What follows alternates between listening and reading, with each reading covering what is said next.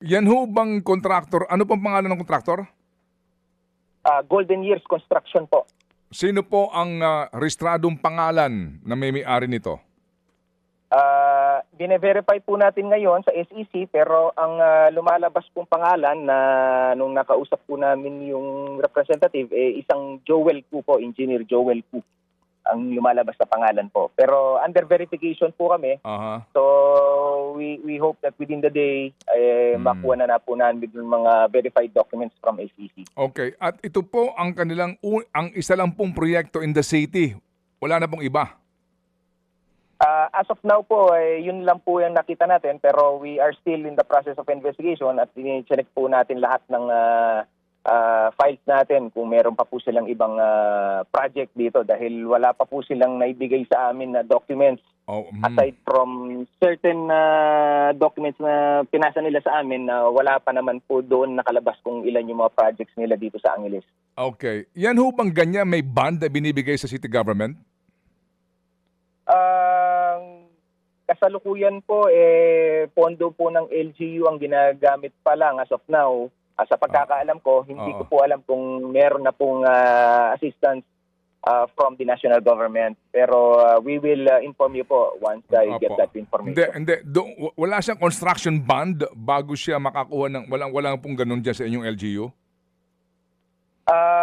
I'm sure meron po pero I will have to verify that po. As of now, wala po akong hawak na document with respect to the bond. Sige. Baka lang po alam niyo, attorney, meron pa ho bang mga naiipit doon sa guho? Ano ho ang report ng inyong mga field operatives ninyo? Meron pa po? Yes po. Per the information relayed to me by the Public Information Office po ng ating LGU, as of yesterday po, meron pa rin pinaghahanap. Pero kahapon po kasi itong data na to, 13 fatalities recovered. Pero kanina po kasi nabasa ko, umabot na po ito sa 17 fatalities po Oo nga po. recovered. Opo. And then we're still looking for... kung kahapon po, 7 individuals remain unaccounted. So kung ibabawas pa po yung 4, so bali meron pa po tayong 3 individuals na remain unaccounted. And meron po tayong 27 individuals na na-rescue po.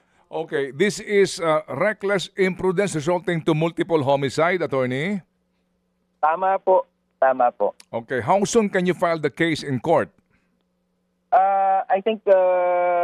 as of yesterday po, in coordination na po yung mga victims sa police. So I think within the day po, maipa-file na po nila yata yung reckless imprudence resulting to multiple homicide po. Mga kapatid, patuloy po kayong tumutok sa 105.9 True FM para sa totoong balita, impormasyon, music and entertainment. Mag-subscribe sa aming YouTube channel at podcast at sundan nyo kami sa Facebook, Instagram, X at TikTok sa True Network PH. Bisitahin din po ang aming official website, truefm.ph. At panoorin din kami sa True TV Signal, Channel 19. Kami po ang 105.9 True FM. Laging true sa'yo, kapatid.